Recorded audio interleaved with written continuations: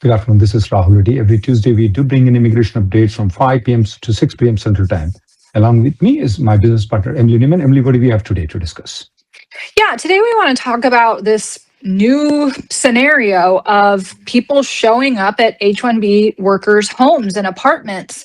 And when we talk about strangers showing up, we're not talking about FDNS, we're not talking about ICE, we're talking about private citizens. These are anti-immigrant influencers, self-appointed vigilantes, online accounts that have been targeting H1B workers, in particular Indian tech workers, doing these live streams outside of people's apartment complexes, confrontational videos at workplaces. So we'll talk about what these people have the power to do and what you should do if you are facing that situation.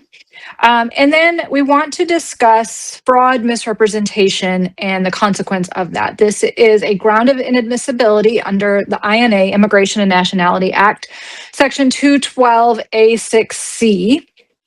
What does it mean? And what are the ultimate consequences? They're very serious, and you should avoid that at all costs. We also want to talk about cruises. What should you be aware of if you are taking a cruise? How does that impact your status, particularly with adjustment of status? And lastly, remind people about the unemployment limits that are associated with OPT and STEM OPT for those that are on F1. What is considered unemployment time? And just what are the consequences if you exceed those limits? And first of all, let's discuss about the people knocking the door on all these influencers that are just showing up. And previously, they were just knocking the doors of the offices. Now they are knocking the doors of the individuals who are coming into their homes. They're coming into their apartments.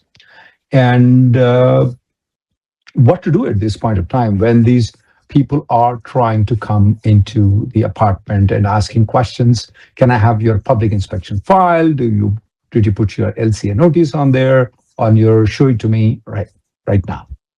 Yeah, number one thing to be aware of with the public access file and posting the LCA notice, those are all company requirements. They're nothing to do with you personally as an H1B worker. You also need to realize that a government officer, an FDNS officer, an ICE officer, and a random citizen with a cell phone are not the same, and your rights are not the same in those two encounters. A private citizen has no authority to question your immigration status, no authority to demand documents, no authority to enter your home. They can be considered a trespasser if they cross the threshold of your private apartment or home. And in some cases, if you ask them to leave the hallway, the parking lot, the common area, and they refuse, they can be considered a trespasser. Those are things that you can contact police about. You can use state laws about harassment, stalking, those sorts of things. But ultimately, you do not need to respond to these people. And I would say, number one, don't open the door to anyone that you've not verified first. Verify through the peephole, get a Ring camera, ask who they are, what agency they represent. If they claim to be from an agency, ask to see their credentials through the door, take a picture of them. If they can't produce any credentials, that means they're not law enforcement, they're not FDNS, they're not ICE. Do not speak, do not argue, don't film anything that's going to escalate it further. You can call the police, call building management. Then save everything. Save your Ring camera footage, save the screenshots, save license plate, voicemails, report it to your employer, to your immigration attorney, and if you need to, report it to the police. Walk me through, Emily. I am a social influencer, and I come here with a video. Let's assume that this is the video. I come in with this one, and I come into your home, knock. Hey, Mr. Srinivas Rao, according to the records, you are working. This is a work site. Show me your public access file. What do I do? I mean, I'm assuming you haven't opened the door yet. You already opened the door. If I open the door, I close the door. Don't say a word. You don't have to provide anything. You don't have to explain anything. You have no liability to this random person showing up at your house. You can absolutely close the door. Can you tell that guy to leave the premises?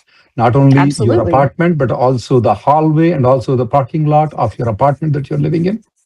I mean, I would tell them to leave the premises, close the door, and that's it. If they're hanging out in the hallway and you need to leave, that's where you can tell them potentially to leave the hallway. That's a little bit up to state law of whether that's considered trespass or not, but you could certainly call building management or building security to try to get them to leave. But whatever you do, you should not personally engage with these people. And guys, you cannot make sense with these people, guys, because they're already predetermined to insult you, to insult your community, insult the H1B, insult the entire country that you're from. So no matter what you don't try to please them, it does not work. Look into their other videos, what they are commenting and all those things. Like, now there are some good things of everybody. There are some bad things of some people.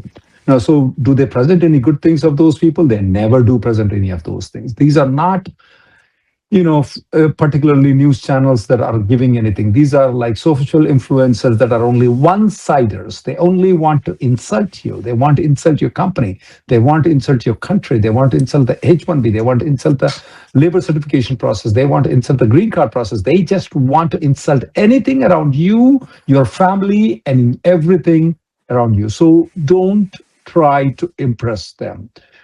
Listen to what Emily said, just close the door. That's the thing you need to do. They ask a question, just close the door. If they are a government official, ask them their credentials, what they are, ask them their ID, they will show their ID, and then you can proceed with them. But if they are private citizens, they are coming with a video, they are asking you, there's something, they may not come with it, they may have something here too. So if they're coming with any recording, if they are asking any questions, just close the door. Do not respond. Don't try to be nice with them. You are not going to gain anything good out of them. Believe me on that one. Anything else, Emily, on this count?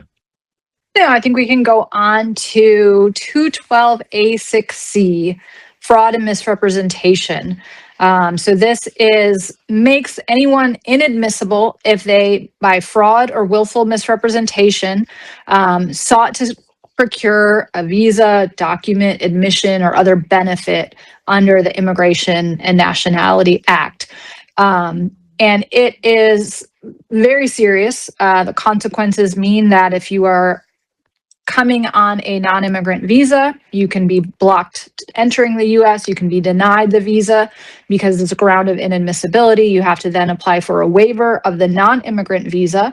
But for the green card for permanent residents, it is also a ground of inadmissibility. It can be used to deny your 485. It can be used to deny your immigrant visa at the consulate if you're going that route. There is a waiver for it, but no one qualifies for it because you need to have a US citizen spouse or parent or green card holder spouse or parent that can be the qualifying relative for you to get this waiver. So it practically means you're barred from being able to get a green card, even if you were able to get a waiver for the non-immigrant visa. My child is a US citizen. Do I qualify for the waiver, Emily? No, child does not count as a qualifying relative, unfortunately. Tell me some examples where you have encountered where people have been hit with misrepresentation, Emily. Yeah, it can be as simple as you, on your 485 application, did not say that you violated your status. However, in the past, we determined that you violated your status. Therefore, that's a misrepresentation. You did it knowingly, and you did it for an immigration benefit to get the green card. This can come up even if you were not aware of any kind of charge of a violation in the past, even if the violation happened after you filed the 485 so that you couldn't have changed your answer on the 485. It is a very knee-jerk reaction to any kind of discrepancy. They see it when they think that you worked without authorization and you didn't specify yes to working without authorization and violating your status, or you were denied a visa previously and you didn't specify yes, you were denied a visa previously, or if your answers between a DS-160 and a 485 form don't match up, they can claim that that is a misrepresentation. Those are some of the most common ones. We've also seen recent ones about people who attended some of these shady day one CPT schools 10 years ago. They're claiming that it was a misrepresentation in, getting, using that student visa for an immigration benefit to work without actually attending classes and not saying that you violated your status on the 485. So those are some of the big ones that we're seeing right now. Are there any cases you've come across recently where it's Yes, coming up? Emily. Yeah, when the FDNS visits, there are some people who give wrong information, Emily. The person was in Houston, but he said he was in New Jersey, and the FDNS later determined he was in Houston, and they have hit with misrepresentation because he told absolute lie to the USCIS official. Also, I've seen in instances when they have some siblings, or or if they are married, they did not disclose that information when they are filing the DS-160 form, when they're applying the visa status. That's when the Department of State determines that this person lied and have done the misrepresentation. Also seen that in cases where they have filed multiple H1Bs. This was not in the past 2 years. I mean, not in 2027 fiscal year lottery, 2026 fiscal year lottery. Previously, when the lottery system was, people can file it, how many number of companies, and they are going to be selected based on the number of companies, and they have collaborated with these companies in filing the H1Bs. When they went for stamping, they got the misrepresentation. That means that they are barred forever to come back into United States. So definitely, I want people to be very cautious. If you are being hit with misrepresentation, you need to contact an immigration lawyer. Now, if you think so, there is something any doubtful that you have, it's always good to check with a lawyer how to answer the questions, because most of the time it's not what you did. For example, if the gentleman would have answered that he was in Houston, he was not in New Jersey when the FDNS came in. At the most, they would have denied the H1B transfer. At the most, they would have denied the H1B extension. But now he's been hit for a lifelong time that he's never able to come back. It's not what act you did, it's because you lied to the immigration. Now, there are some times with what you did will happen. But most of the times, it's not what you did. It's what you told to the USCIS officer, what you told to the immigration officer. So that I want people to be very careful about.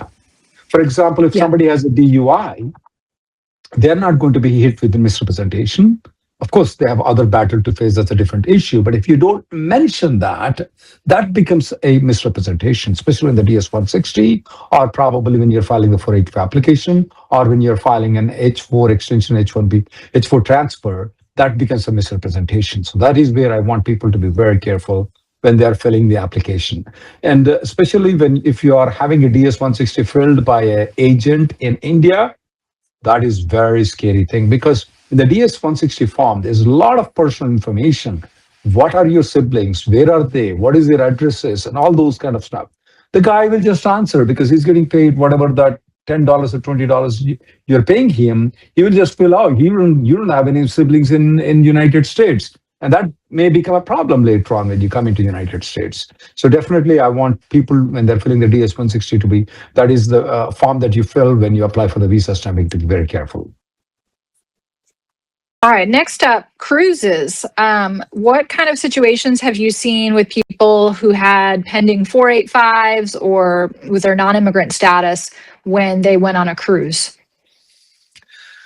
Everybody knows this, what is called automatic revalidation, that if you travel to Mexico or Canada, and if you have a H1B or H4 approval, you are allowed to you're allowed to go there and come back, even though you don't have a visa. That is true. But however, this automatic revalidation does not work when you go other than Canada and Mexico. That is, if you go to Bahamas, Caribbean islands, or Belize and you want to come back, the automatic revalidation does not work. I want people to be careful that automatic revalidation for H1 and H4 only works if you go to Mexico or Canada and you don't have a visa, you come back within 30 days. Now, if you go to Bahamas, if you go to Caribbean Islands, if you go to Belize, and you want to come back into the United States, the automatic revalidation does not work. Now, with regards to the cruise assembly, here is a problem there. If you go on a cruise, when you come back, there is no entry, exit, nothing there at all on there.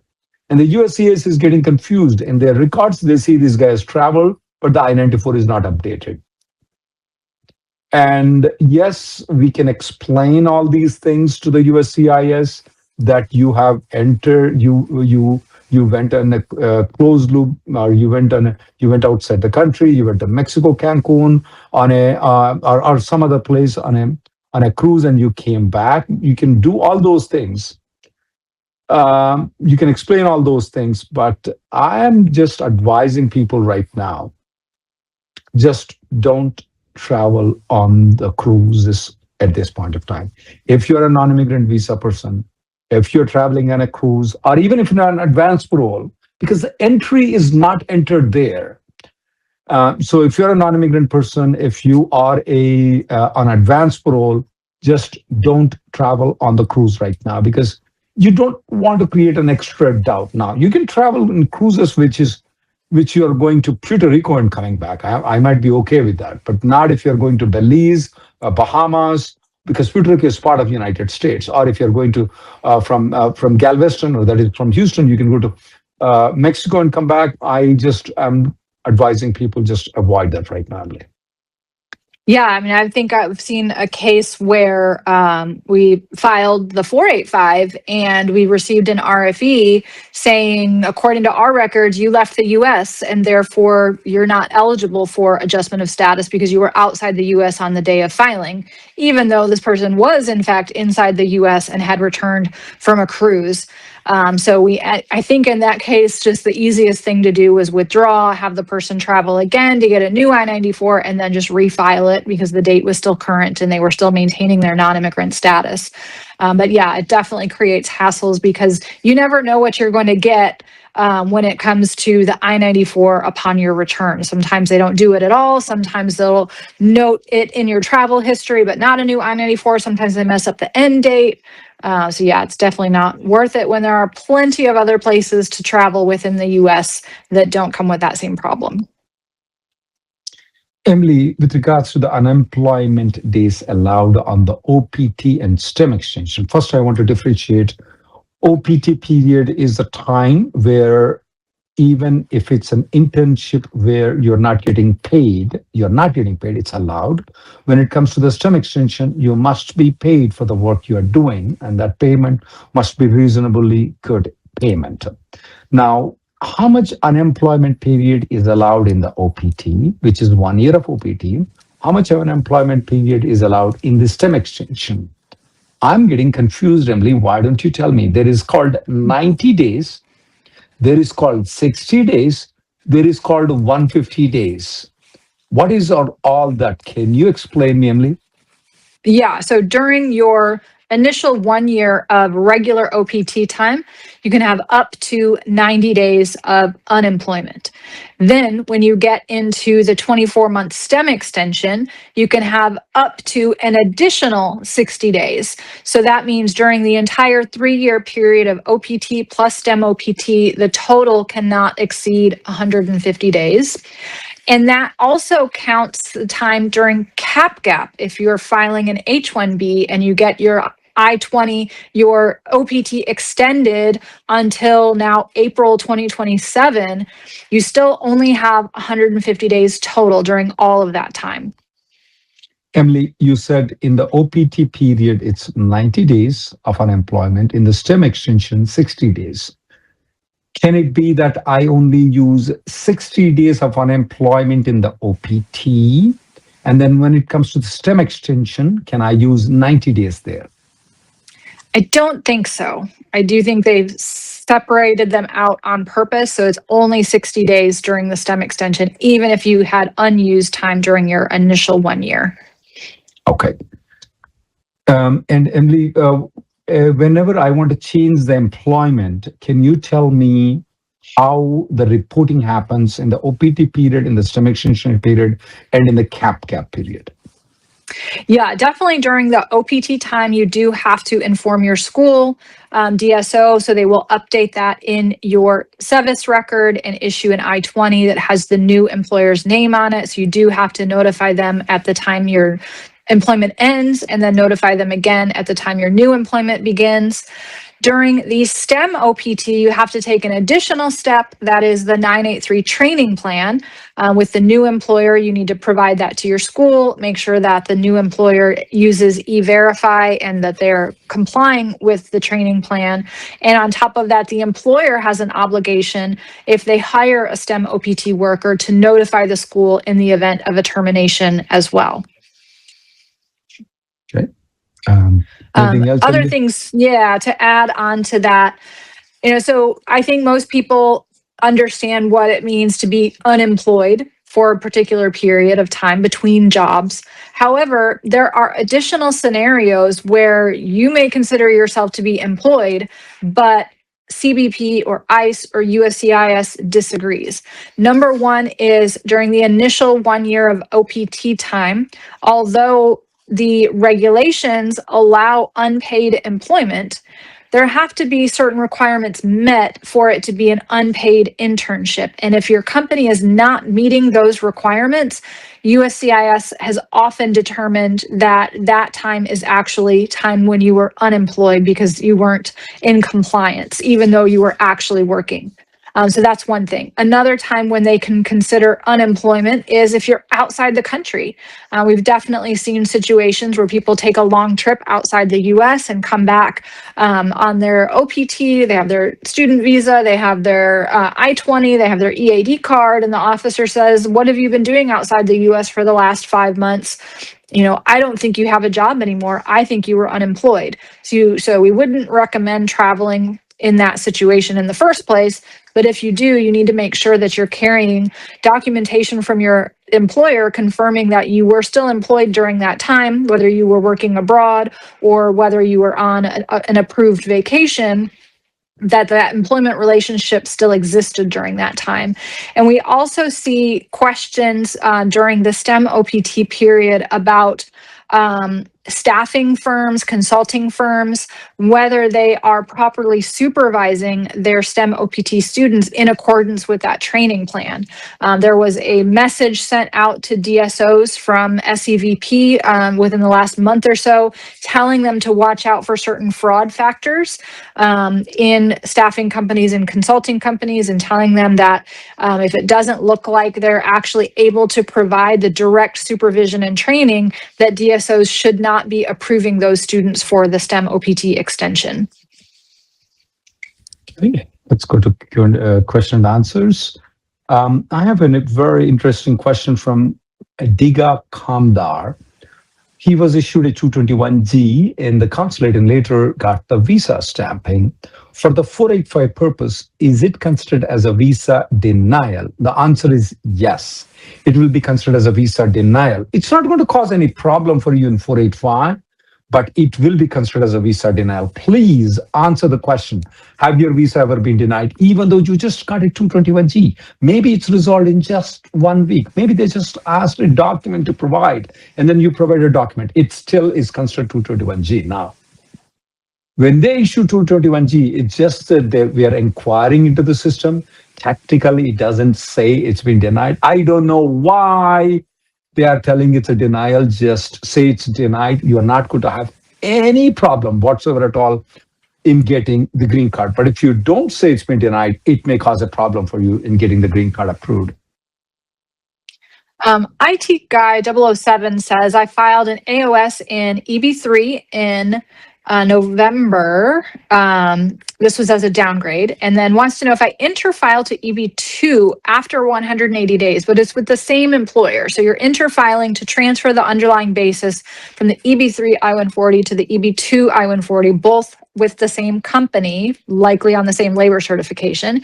He wants to know if AC-21 portability resets. Does he have to wait another 180 days before he could then move to another employer? It's a little unclear. When the guidance came out, especially after October 2020, and how the Supplement J was going to be used for the transfer of underlying basis, USCIS made it sound like the AC-21 180 days did reset every time you submitted a Supplement J. In practice, we've not found that to be true. Never seen a 485 denied because someone left their employer within 180 days of filing a supplement J to do a transfer of underlying basis. So it's a little bit unclear, but we've really not seen a problem with that. Question come from Amit Gupta. He's a green card holder. He's filing the N400. There's a question there. He's telling that do you owe any taxes to the government? But he didn't file the fiscal year 2025 taxes. He requested for an extension. It's a little bit confusing, this question is, because how do you know you don't owe the taxes? Because you didn't file the taxes. Can you do all the mathematics and see that if you owe any taxes? If you do all those things, I would rather request you just file the taxes and get over with it.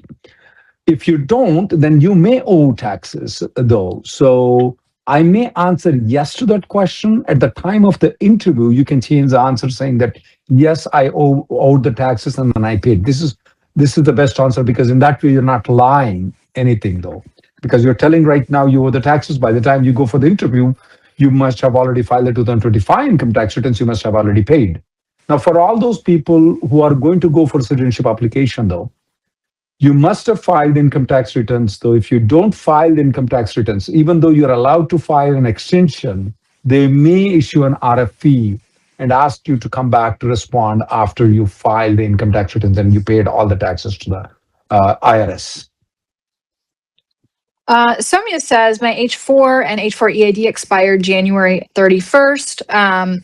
The H4 renewal date is August 2025. Any tips to raise an expedite request and get the approval?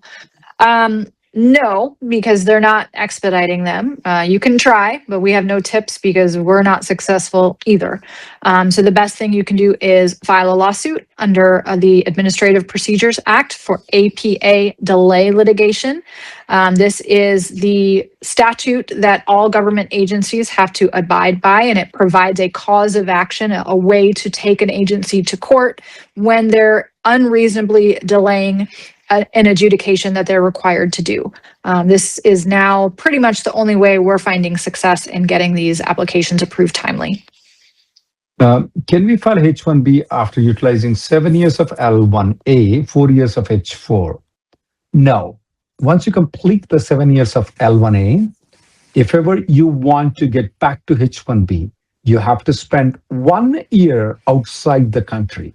Even though you spend 4 years after the L1A, those 4 years are in USA. Even though you are not on L1, not on H1B, still you cannot apply for the H1B lottery. You have to go outside the country and spend 1 year and come back before you can apply for the H1B lottery. Amit says, my I-140 was revoked by my previous employer as I had resigned within 6 months. Can my current employer start the GC process using the earlier I-140? Well, it depends on when the company requested the withdrawal. Was it after 6 months of the approval of the I-140 or before? Assuming it was before, that means that I-140 is gone. Your new employer has to start the process from scratch. The only thing you get to keep from that first process is your priority date. You do not get to keep using the old I-140 to get continued H1B extensions or H4 EADs, but you can keep the priority date. If the I-140 was approved for more than 6 months and they withdrew, you get to keep the priority date. You get to use that I-140 for H1 extensions. You get to use it for H4 EAD extensions, but you cannot use it to file the 485. So your current employer still has to go through the whole green card process over again. Question with regards to when am I eligible for congressional inquiry if the 485 is pending, as the dates become current last month? Well, for congressional inquiry, you can always do anytime you want to. But if you want to file a writ of mandamus, that means that, hey, adjudicate my application, we normally recommend your 485 must be pending at least for 1 year. From our office, we file every week. Stephen Brown files lawsuit with regards to writ of mandamus. That means that adjudicate my application, and it has to be pending for more than 1 year. Now, you don't have to go by the USCIS online statement of the how many days the 485 is spending to file a writ of mandamus, because according to the regulations, they're supposed to adjudicate the application within 6 months, and they have an extra 6 months for them to adjudicate the application. So 1 year is a time that we recommend that before you file a writ of mandamus. Congressional inquiry, ombudsman, expedited request, you can do it anytime. They work only 1 to 2% of the time. 98 to 99% of the time, they don't work, but you can try. Naga says, I hold an H1B visa expiring May 31st, have an emergency travel need to India returning May 16th, planning to file my extension only after I return back to the US. How should I prepare the port of entry? I mean, you're playing with fire here. I would not travel at all. If you do travel in this situation, you need to carry a letter from your employer confirming that you're still employed and that they intend to file the renewal as soon as you return to the US. But what are you going to do if while you're out, your visa gets revoked unexpectedly and you can't come back by May 31st? What are you going to do if you get turned away at the port of entry and you can't come back by May 31st? When the company goes to file your extension at that point and you're outside the US, the $100,000 fee is triggered, which means they're not going to file your extension. You're going to be stuck outside the US until the $100,000 fee goes away. It's a big risk to take. Make sure it's worth it. My H1B got revoked on November 30th, and my second employer filed an H1B change of employer on November 27th, within 60 days. Is that a problem? Absolutely not a problem. A lot of people just get panicked when the company revokes the H1B. The company are obligated to revoke the H1B. If you leave the employment, the company is supposed to withdraw the H1B. So there is nothing wrong in what they are doing. Now, just because they withdrew the H1B, your 60-day grace period is still there. It doesn't go anywhere. Since you filed, the company B filed the H1B within 60 days, you're fine. But he went further. This is Prem Chand from YouTube. He went further and said, now company C is filing an H1B. Now, since company B's H1B is not approved yet, I'm a little bit uncomfortable here. So you have two choices. Either do the premium processing with company B, or you stay with company B until company C's H1B is approved. Don't join company C on the receipt notice, though. I know you did it in company B. At that point of time, you didn't add any job. But right now, I don't want you to leave company B and join company C on the receipt notice. Either wait for the company B's premium processing approval or wait for the company C's H1B approval. Shubham says, can my wife on F2 and I, with a change of status to H1B pending for October 1st, apply for a group visa interview for H1B and H4 visa stamping in India after October 1st, after my change of status case is approved and active? Number one, I would say don't go for visa stamping. You got the change of status approved. Don't waste it by leaving the US and not getting the visa to come back. You don't need to go for visa stamping in order to activate it. A change of status takes effect on October 1st when the H1B kicks in, and for your spouse, file a change of status from F2 to H4. Assuming the H1B is actually approved, then you could potentially book H1 and H4 visa stamping. But again, do not go for stamping, do not travel. We are in a new world here, people, and I don't understand why people are wanting to travel so much when there's so many problems that it creates for so many people. It's just not worth it. Parents of green card holders, they have applied for Medicaid and got approved for an autistic child who's a US citizen. Will it be considered as a public charge when parents are filing for the N400? Remember, it's a child that applied for the Medicaid. It's not you who applied. So definitely you don't come under the public charge. You're fine. I don't see any problem whatsoever at all for this particular person. Salty Desi says, my 485 application was approved today. What are the next steps for me? Things I need to take care of, like SSN, etc. Well, congratulations. Number one, don't violate any US laws. Number two, don't take any long trips outside the US of more than 6 months.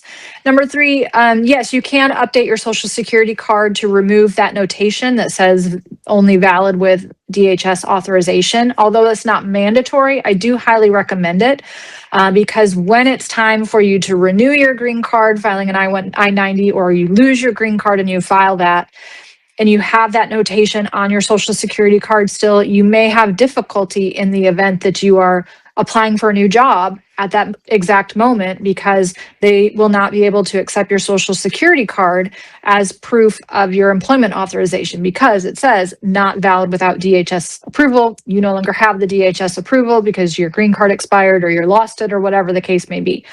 So definitely recommend updating that, even though it's not mandatory. John V. and Mahesh has this question. Can a person stay outside the country, dependent person stay outside the country for more than 6 months? I advise completely against it, though. Definitely, if you have any plans where the dependents are staying for a long period of time, I want you to get a consultation from an immigration lawyer. I definitely want them to frequently visit United States, but try to avoid, if they can, or if they cannot avoid, frequently visit United States. Please consult a lawyer if you're having a long time of absence outside the country for either personal reasons or for educational, where kids are going for MS or something like that. Please get the consultation from an immigration lawyer. Nirvana says, my 485 via EB1A is with the LA field office since last December. No movement, although my spouse got the GCEAD. Can I do something to expedite the process? Assuming that your priority date is current, you can potentially file a lawsuit, litigation under the APA, delay litigation. That's really the only way to expedite. And it's not really an expedite, but it does, can help with getting the adjudication when it is unreasonably delayed. And the fact that they say processing time is like 48 months or whatever it is, that's clearly unreasonable. You don't have to wait all that time before you litigate, but that's really the only real solution that you have. LCA location is in a different location, and the person is working at a different location. I'm assuming they're apart for at least by more than 100 miles. Can you file the adjustment of status?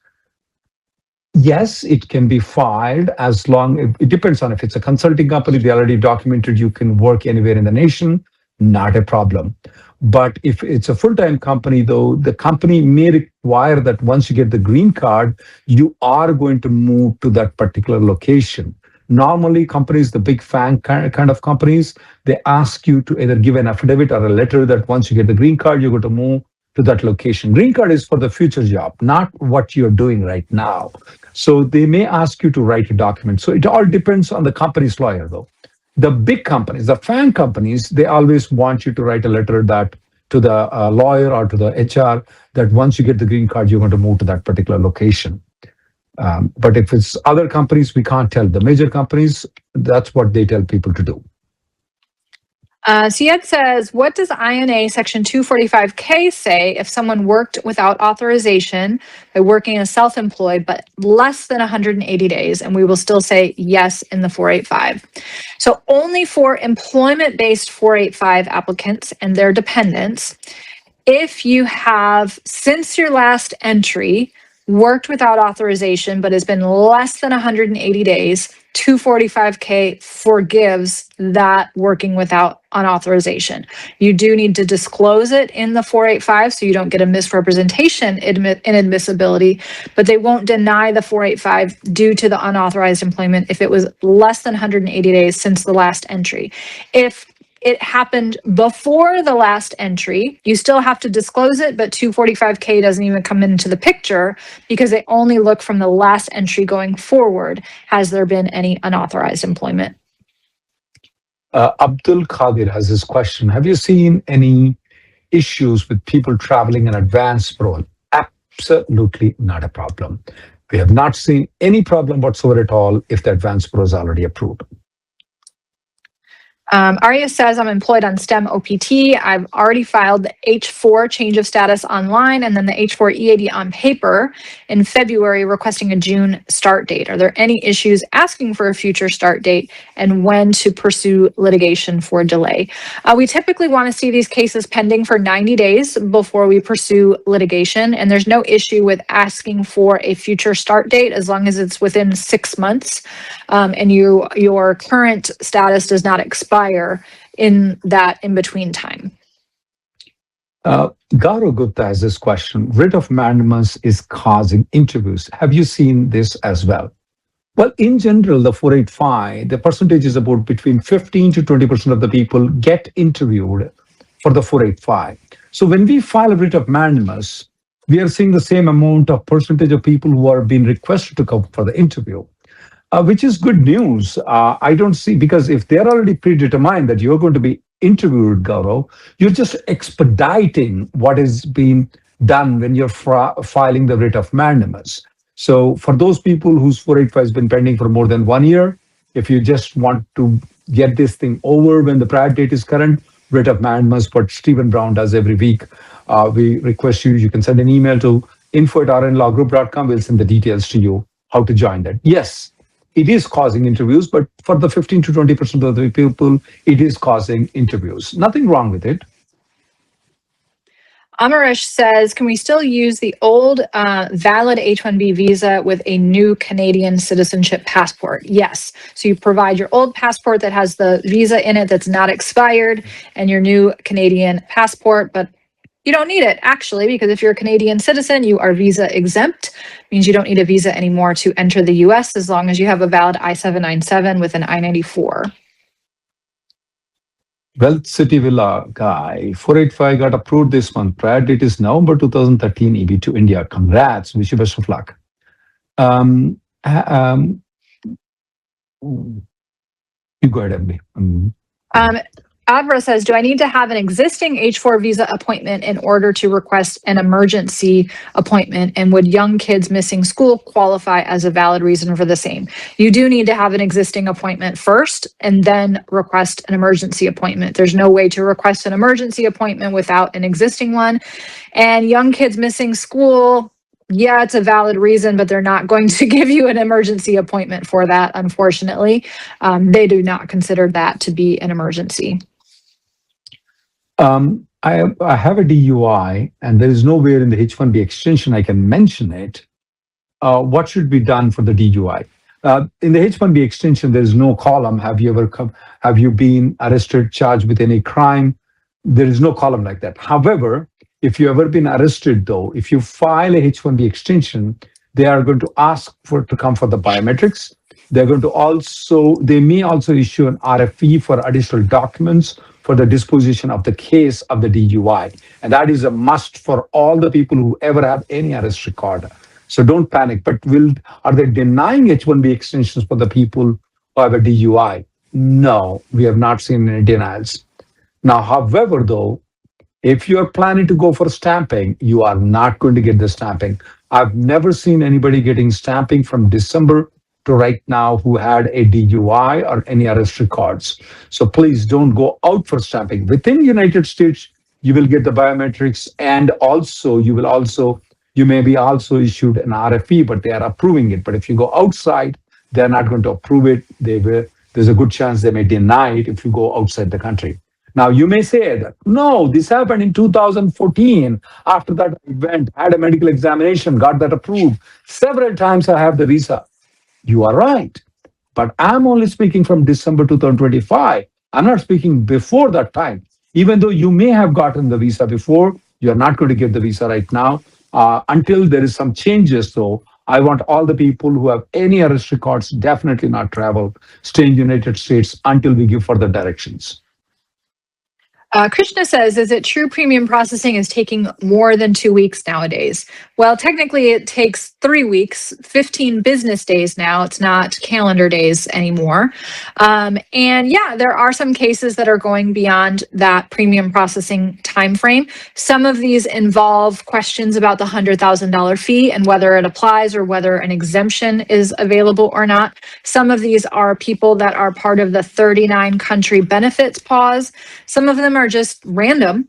I've got a couple right now that have gone beyond the 15 business days, and there's nothing you can do about it except for just wait. And then once they do finally adjudicate, then you can request your refund of that fee.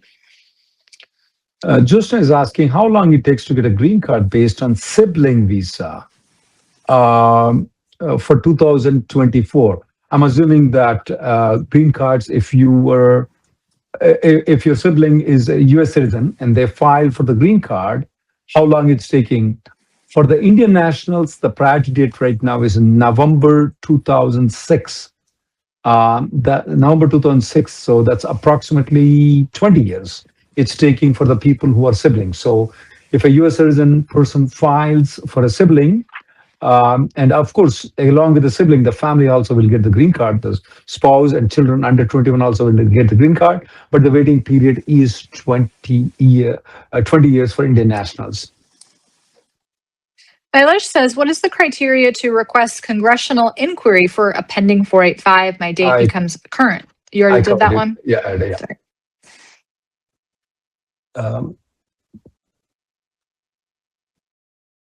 Second. This is a very good question coming from Wamshi. For a writ of mandamus for the 1 year pending, does the 1 year has to be final action date has to be current, or it has to be filed? The filing dates, the final action date has to be current right now. Right now. That means when you're filing a writ of mandamus. The final action dates do not have to be current for a period of 1 year.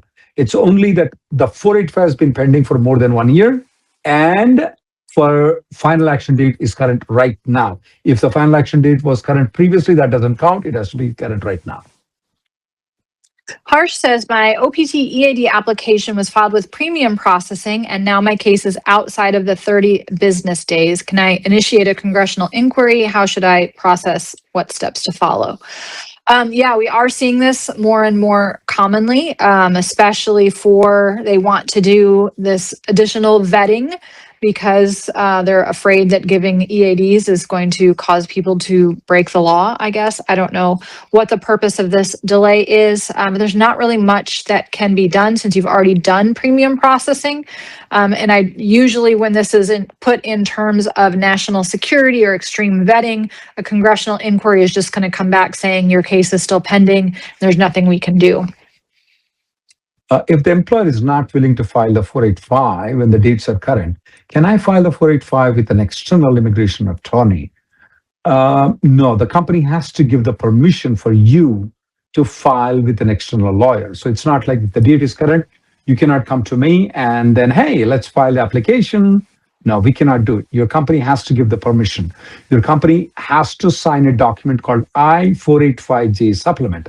There are some companies that allows you to go with external lawyers. There are some companies that most of the companies don't, but there are some companies that do go.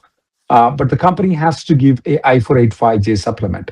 Now, I've seen some of the cases where people have gone to lawyers. These are bad lawyers who have taken the case where the company A has the I-140 approval. They're working with company B. They got the company B's I-485J and filed the 485. I mean, they are bad lawyers, guys. I mean, that's just malpractice. No, they cannot do it. If the company A has an I-140 approval, only company A can sign the I-485J when you're filing the 485 application. After 180 days, though, company B, you can move to company B, that's a different issue. But when you're initially filing for the 485, only company A can sign the I-485J. Meenakshi says, my husband is changing employers. The new employer is filing an H1B transfer in premium processing. He resigned from his current job. How many days is it taking for approval in premium? And should I apply for my H4 EAD extension as the current one is valid till December 2027? It is normally taking 15 business days or less to get an H1B transfer approved. Of course, if there's a request for evidence, that 15 business days starts over again when the RFE is responded to. As I mentioned previously, there are some cases that are taking beyond that 15 business days, and you would get a refund for that. As far as the H4 EAD, although your current EAD is good till December 2027. If the employer is willing, I do recommend filing for the H4 and H4 EAD extensions now, because that way you can file it and don't have to worry about the long processing time. You've got a year and a half before your current one expires. You can't file by yourself. You can have to file it with the H1B transfer. And in that situation, you'll get the new EAD that's valid till 2029. Don't have to worry about the potential of your EAD expiring in December 2027 because of the long processing times that we're definitely seeing increase? My current I-94 is expired. My extension is pending. Is it the right time for me to transfer the application to company B? We recommend against it though. However, if you're moving to company B, what you could do is you wait until the company B's H1B is approved. And after the company B's H1B is approved with the I-94, you can make a move if you want to. But don't make a move to company B just by filing the receipt notice, because if the company A withdraws the H1B, which they do, and company B, the USCIS officer may deny the company B's H1B. So especially guys, one thing you have to make a rule that don't let the I-94 expire, guys. File the premium processing. But in this case, so since your I-94 has already expired, I would rather wait until you get the H1B approval with the current company. Or if you're moving to company B, stay with company A until company B's H1B is approved, then move. Ganesh says, are you seeing fast approvals for the H4 EAD when it's filed together with the H1 in premium process? And what is the new biometric appointment thing for H4 EAD cases? We're not seeing fast approvals because of the biometric appointment. So back in December, DHS Secretary Noem at the time announced that they will no longer accept the photographs, the passport photos that you submit yourself to put on the EAD card, because there's a chance that, I guess, you submit someone else's photo. I don't know what they're worried about there. Since you've submitted your photo time and time again, it's on your passport, it's on your visa. They saw it at CBP. I'm sure they can figure out if you are who you say you are, but here we are. So now, whenever you file an I-765, instead of submitting your passport photos, they will send you for biometrics. So you go to the ASC appointment center and get your photo taken. That photo is the one that's going to come on your EAD card. And that is what is causing the delay.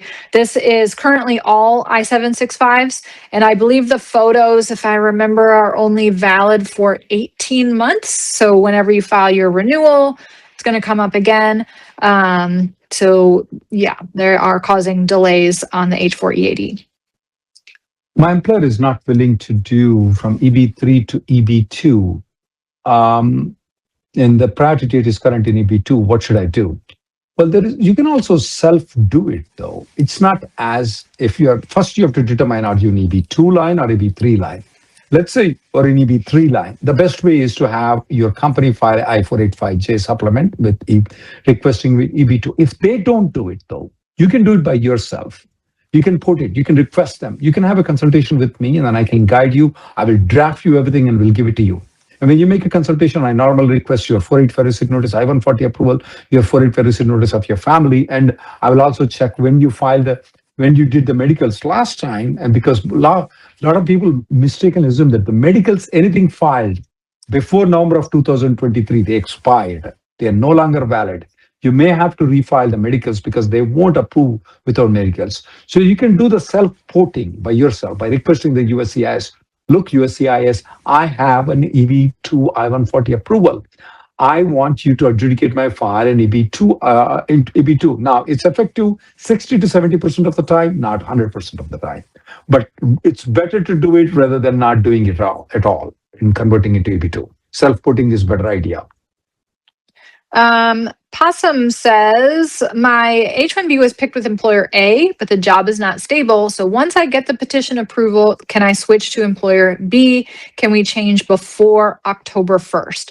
Remember, we have a new lottery this year, the wage-based lottery. This is going to be a big risk because USCIS might think that you only went through employer A because they were offering a high salary to get you picked in the lottery. And now that you got picked in the lottery and got your petition approved, you're going to transfer to another employer where you're going to get paid less. That might be seen as you gaming the system. So this is a big risk. I would not recommend it this year, transferring H1B employers soon after you get the approval or soon after October 1st. And let someone else be the guinea pig on that, because I do think that there's a risk there. On H1B, can I build a product and promote it without getting paid? The answer probably is no. One of the reasons is that if it's like, for example, if it's a temple product or if it's some charitable Red Cross or something like that, then you're not doing for commercial purposes though. But if you are doing any product in a sense where you are going to eventually get a monetary benefit, because let's say people do products for the temples. I mean, that's only to promote temple or churches, Red Cross or masjid or whatever it is. They don't intend to get any monetary benefit though. But if you're doing a product where even though you're not getting paid, but in future it is expected to pay, then that is a violation of your H1B rule. Ashwari says, can we stay unemployed on an NIW approved I-140? Do I have to be on H1B all the time? Can I study or start my own business? So number one, the approved I-140 does not provide you with any work authorization or status. So you need to have, if you're in the US, you need to have a status, whether that's H1B or something else. Can you study? You would need an F1 for that, which the I-140 approval could be detrimental to that. Can you start your own business? Have you been sponsored in the H1B lottery? Do you have an H1B that you could convert to a self-employment H1B? Those are allowed right now, but short answer is you need to have a status in order to eventually file for the 485 based on the NIW approval. So that approval does not provide any benefit to you until your priority date becomes current and you actually file the 485.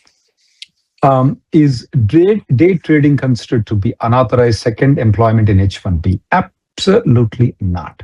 You can do the day trading absolutely fine. Now, I'm only giving immigration advice, guys. I'm not a financial advisor. And believe me in one thing, I did day trading one time and then I lost all my money. I'm just giving you immigration advice. You can do day trading according to immigration law. Okay, NKE says, my spouse's L2 application has been pending for mid-July. Is this normal? What can be done as premium is not possible? It is somewhat normal. We are seeing that, especially if the L2 was filed separately from the L1 or not in premium processing. Options are limited. I'm assuming that the previous L2 has likely already expired since you filed back in July. So your real option is to have your spouse exit and go for L2 visa stamping at the consulate in his or her own home country and then come back. Otherwise, just keep waiting. You are in a period of authorized stay the entire time it is pending, even though the I-94 has expired. Okay, 1 second. Can I file a perm application? I was on H1, I moved to H4 EAD right now. Can I file a perm application? And once I-140 is approved, can I spring back to H1B? The answer is yes, you can. On H4 EAD, you can still file the green card. There's no rule that you have to be an H1B to apply for the green card. There is no rule that you have to be an H1B to apply for the green card.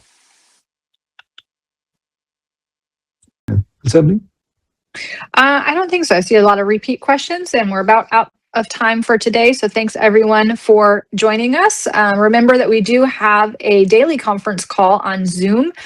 You can get the details of that by going to rnlawgroup.com and get your questions answered there. And you can always set up a consultation with us or any of our attorneys for any specific advice about your situation by going to rnlawgroup.com.